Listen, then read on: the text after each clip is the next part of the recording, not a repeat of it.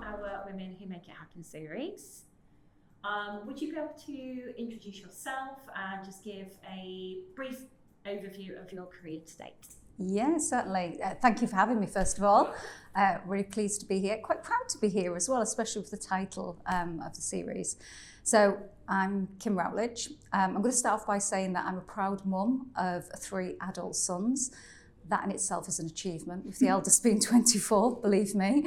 And also the proud doggy mum of 4 dogs. And one of the things that I do, which is not my career as such, is I rehabilitate dogs that need a second chance. And it's a passion of mine, so I do need to get that in.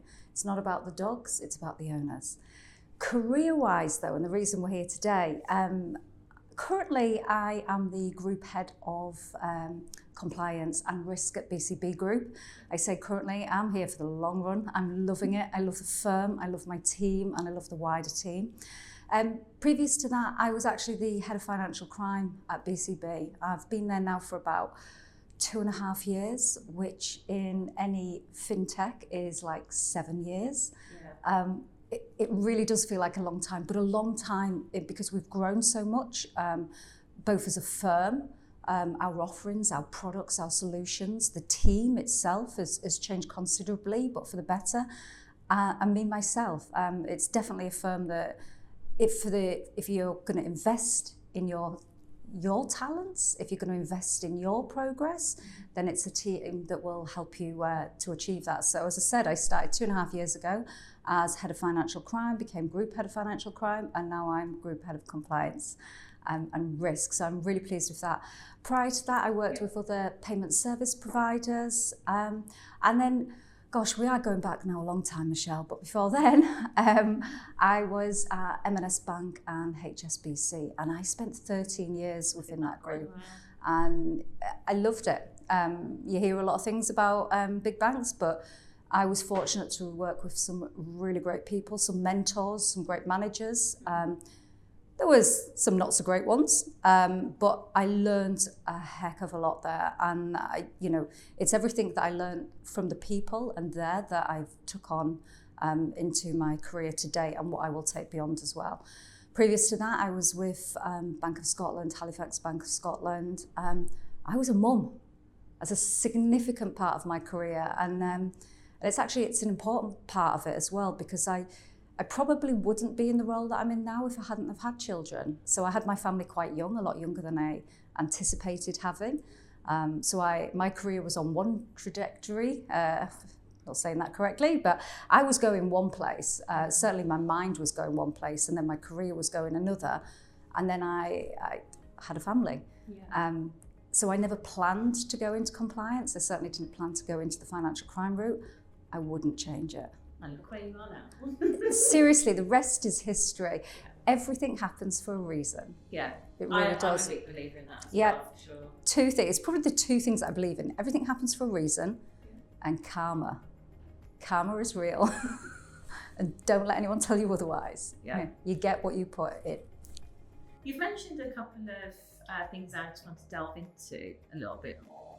So the resounding theme here in how you wrote the introduction, you are a mum, very proud mum, yeah. Very experienced in what you do and excelled in your career. How do you find you balance that, and what's the key to it in your opinion? With ups and downs, with stress, with hair dye to cover the greys. How do you balance it? I think anybody who says they've got the perfect balance, I think they're fooling themselves. There isn't. We all strive for it. I still strive for it now. As I said, my eldest is 24, my youngest is 19. Just because they're adults and they're independent and successfully independent, it doesn't mean that they don't still need me. It doesn't mean that you don't worry. It just changes. The dynamics change. And I'm literally counting days till I'm a grandmother. All 3 of them will be going, no. But that's the next part on that family step. Trying to juggle it, I'm lucky, and I've always been very lucky. And I've worked hard for it as well, in that I've got a really supportive husband. So we've been together a very long time now. We celebrate 25 years in July, being married, and we've been together 29 years. He'll correct me, I'm probably wrong. He's the romantic one, I really aren't. But I couldn't do it without him. I really couldn't. So, you know, they say it takes the village to raise children. It took him and I. So we don't have a lot of family around us. And we've had to, it's been tag team parenting. And he's probably my biggest mentor, if I'm honest, because he has pushed me. We're very competitive. So he gets a promotion. I want a promotion. Like, he's getting a pay rise. I want a pay rise. But it's good, and it's not in a horrible way, but it's just a way to, you know, inspire each other and to keep each other going. But that balance, we both acknowledge. We both have got career aspirations. We've both got family aspirations. Fortunately, they're aligned. And then we have to give and take with our careers as well. So there's been periods where he's stepped back. Certainly in this role now, I'm away more than he is. So he's at home, not so much to look after the children, but to look after my dogs. And the chickens and the turtles and everything. Oh, I have a zoo. But yeah, so that responsibility falls to him.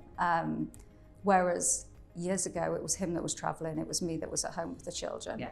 I argue he's got the easy end because I had them when they were under 5 and under 10, the teenage years, the young teenage years. It's hard, but that balance, it's the only way I can balance it for myself is because the workload doesn't change whether he's at home or I'm at home or I'm away or he's away, but it's prioritising. You've got to prioritise. So to me, my family always will come first. If they need me, then I'm going to stop what I'm doing. Yeah. But equally, I know I have a role of certain responsibilities. So is it urgent that they need me for? Or is it not urgent?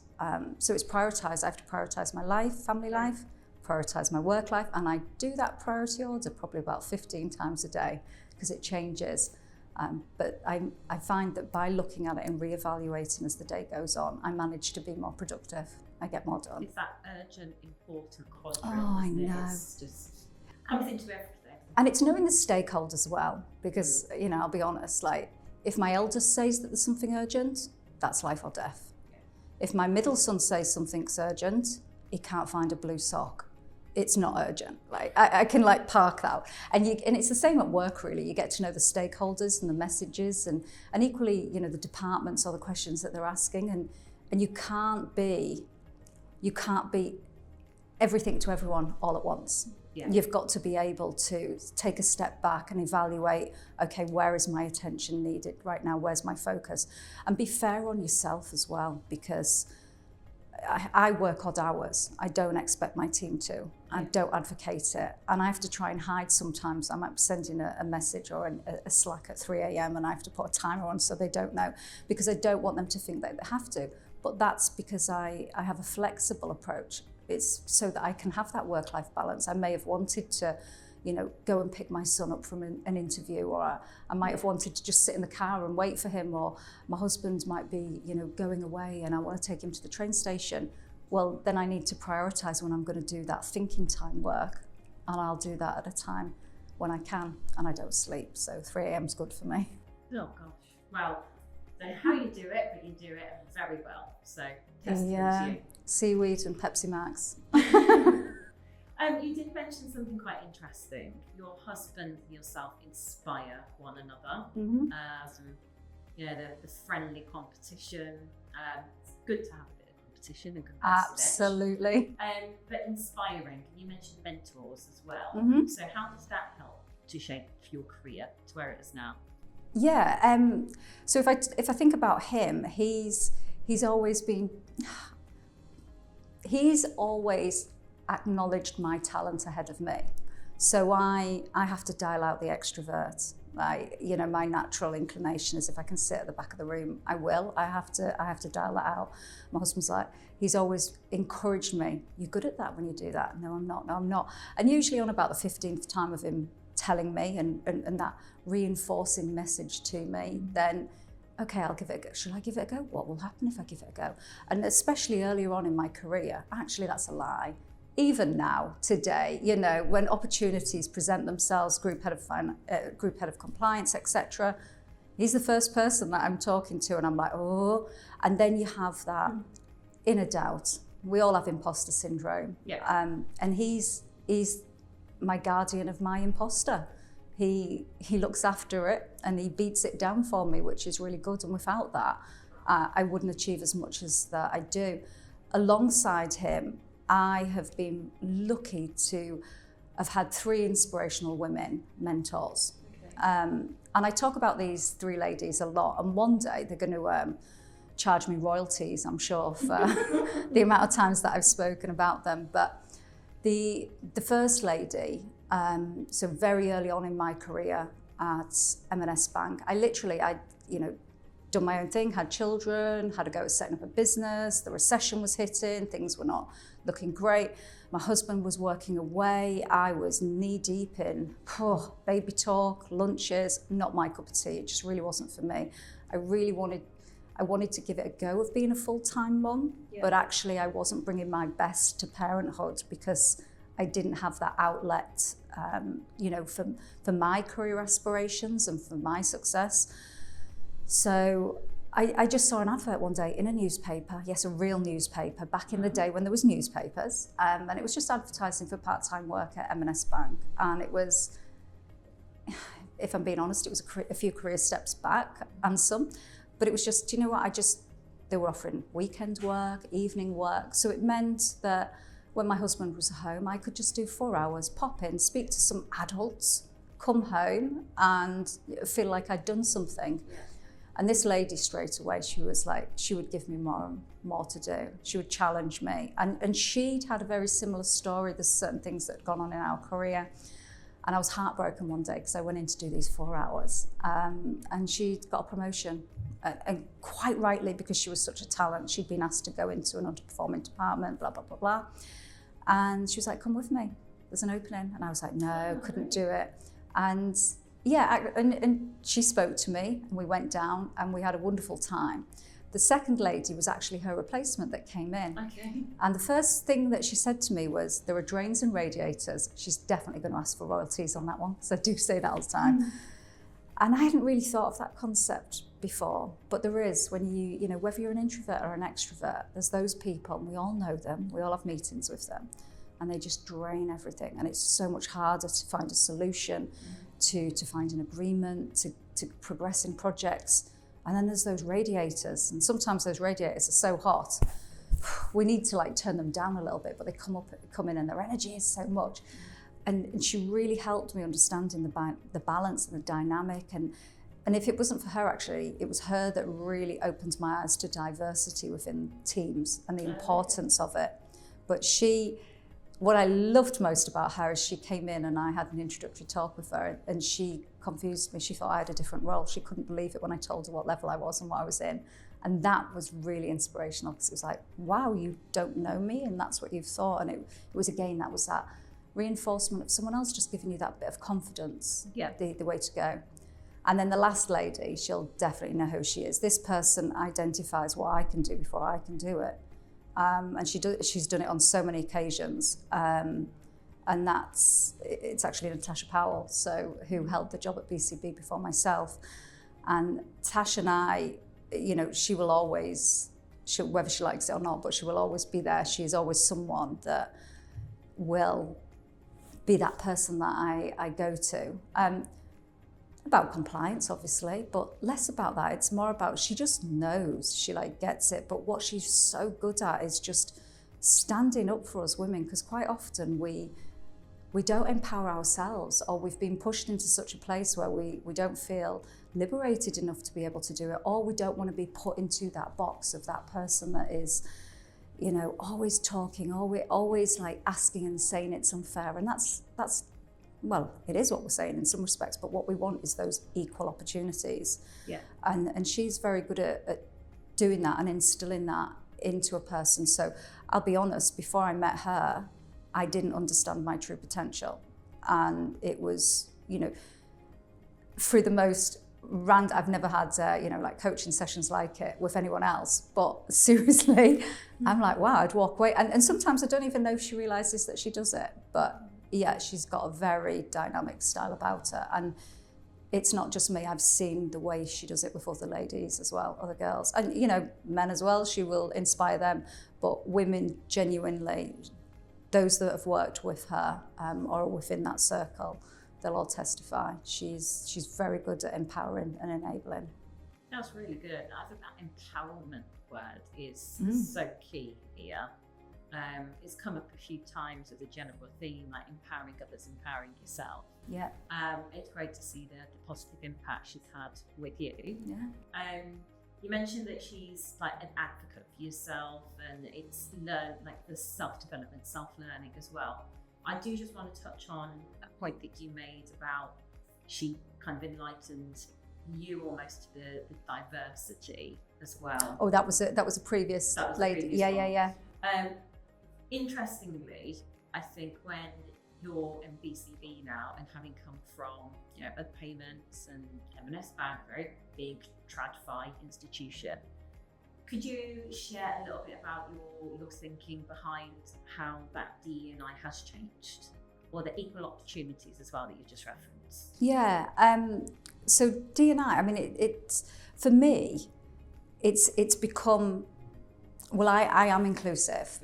So for me, it's second nature now. I don't really think about it. So I often think, and I get asked this a lot when I'm interviewing, when I'm recruiting, it's like, I'm not looking for a specific gender, sexuality, because for me, the best person really should get the job. But then I'm aware that I don't have a bias, and that's the problem. People have unconscious bias. So they'll go, oh yeah, I don't need to like tick the quota of having a woman, but actually in the background, well, I don't want a woman because I need a man, because a man's going to be stronger and he's going to be more authoritative with this difficult team. Or, I'd like a lady for this team because they look better and the clients like to speak to a lady as opposed to a man. It's all unconscious bias and misjudgment, preconceptions. It's awful. Stereotypes the lot. I don't have a place for it. So for me, it's like I don't even look at names when I look at CVs. That's good. I just don't do it. So I loved it when it was like, don't put, it used to be, you had your date of birth and everything on there. So it's like, I mean, we all know that we can look at the universities and make a rough guess of what age they are. But again, I don't even do that. And that's another thing, actually. Universities, like the jobs that I hire for, especially like the managers, senior management, traditionally it's like we want, 10 years experience. We want a master's, we want a degree in so-and-so, that, you need to have spent 6 years being a lawyer and blah, and all of that. No. No, you can't actually do that. No, and I don't want that. I work in a fintech, right? And I want young, dynamic people that are coming in with fresh ideas. I want people with experience that know how to turn those ideas into the next big thing. I want to be able to protect the profits that the firm make sure that we're abiding by all of our regulatory standards. So I don't need a degree. They don't need a degree. I'm not a lawyer, okay, but I can read the regulations and I can translate them and make sure we are doing the right thing by the firm. Equally, I make sure that the team around me is diverse in their talents and their experience. So it's not just me. Like my job, it's not me that does it all. It's my team. They do it. And I say it every day to them.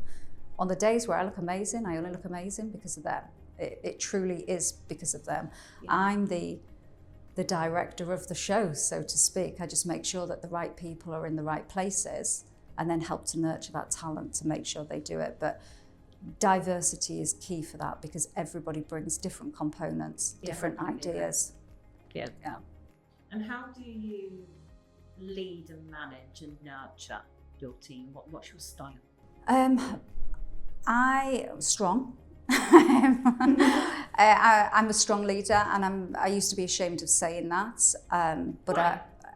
I don't know. I think because the two ladies that I grew up on was Margaret Thatcher and Joan Collins, aka Alexis Colby, or should I say Alexis Colby, aka Joan Collins. So obviously a girl of the 80s. And they were the two inspirational figures. And, regardless of political standing, I did look up to Margaret Thatcher. It was like, wow, a woman leading. And I was so impressed. The one question that no one could ever answer to me, though, was like, why is there not many women around her? Like, if you look at her cabinets, And I've come across many women like this. So as well as being a strong leader, I am a very nurturing leader. So for me, it is all about getting the talent and asking them where they want to be, where do they see themselves, and helping them like achieve their goals. Because if they're achieving, then I'm achieving. Yeah. The other thing that I am is empowering. Like I am a control freak. And there's no escaping that. But what I try and do is make sure that those people that are closest to what I need to be doing, so my senior managers, I trust them and I empower them. Yeah. And by empowering people, as soon as you give them any bit of empowerment, the growth, the speed in which people grow, it's quite remarkable. Some of them are not used to it, and you have to like coach them on that. But I'd kind of, my leadership style, I'm an enabler of talent. That's what I think I am. Yeah, I enable talent to thrive, prosper, to do what it needs to do for the firm, to help make the firm successful. You know, that's what it's about. And I'm a passionate leader. I see that resonating from you. Yeah, I try and control it, but you know, my boys, my family, I'm a mom. They don't listen to me as much now. Yeah. I've got an audience with my team. They do listen to me. They want to grow. They actually take what I say and they're like, okay, and they challenge me, which is great. Yeah. But they listen to it, and I'm passionate about each and every one of them. I genuinely am. I want the best for them. I want them to succeed. Equally, I'm clocking on. You know, as much as I don't want to retire, there will be that day when I do. And they'll, you know, hopefully, if I've done well by them, they'll be hiring me. And I'm excited for that day. Yeah. Because I see the talent that they are, and I can see, you know, there's a few of them where I've mapped out where I think they can go, and like they could rule the world, and I'm behind them every step of that way. But that's the mark of a good leader, isn't it? Like succession planning. Oh, absolutely. Bringing them through to be just as good as you. Better than me. Better. You know, I want them to have that competitive edge. And they are better than me in so many ways. They really are. But yeah, I'm really excited. I mean, I can't stop myself smiling, but you know, there's a few of them and I'm like, oh, I'm so excited to see where they go. And then equally, what job are they going to offer me? Part-time, 20 hours, something a little bit cushy, I'm hoping, when they're running all of these big organisations. So if you could give some advice to them or younger females, yeah, we talked about females coming through the industry, what advice would that be? Okay, well, I give them advice every day. I actually have like a whole encyclopedia range of Kym's advice. Look after yourself. Okay, at the end of the day, you know you better than anybody else. Yeah. Look after yourself. Listen to the warnings. Don't ignore the headache. Don't ignore the stomach ache. Don't ignore the mental niggle that's going on inside your head. It's so important because there's a lot of things that happen internally that, despite me having the most amazing partner in the world, he might not see, my children might not see, my friends might not see. So look after yourself. Be kind. Again, I've got that tattooed, kindness equals happiness. If you're not going to be kind, you're not going to be happy, right? Yeah. I get more happiness from seeing the outcome of those nice things that I do for people, even for myself. Be kind to yourself. Have the spa, like go for the facial. Be kind to yourself. You'll achieve more. Wear the dress, wear the shoes. Come on, life is short. You know, Coco would be very angry if she knew that dress was still sat in the closet. If you've saved for it, you've earned it, you've bought it, wear it. Like, don't save things for a rainy day. Like, we haven't got time. Like, wear the best shoes, wear the dress, do what you want to do, but just don't hurt people and don't break rules. But yeah, I mean, like I say, I've got a full encyclopedia of advice. I think we'll need to hear this encyclopedia at some point, Kym. Seriously, I rival Britannia and all of theirs. No, I think that's a really powerful message for us to learn. So thank you, and I hope everybody out there looks at Kym's encyclopedia at some point. I need to get that. Yeah, I could make some money on that one. Thank you so much for having me. Thank you.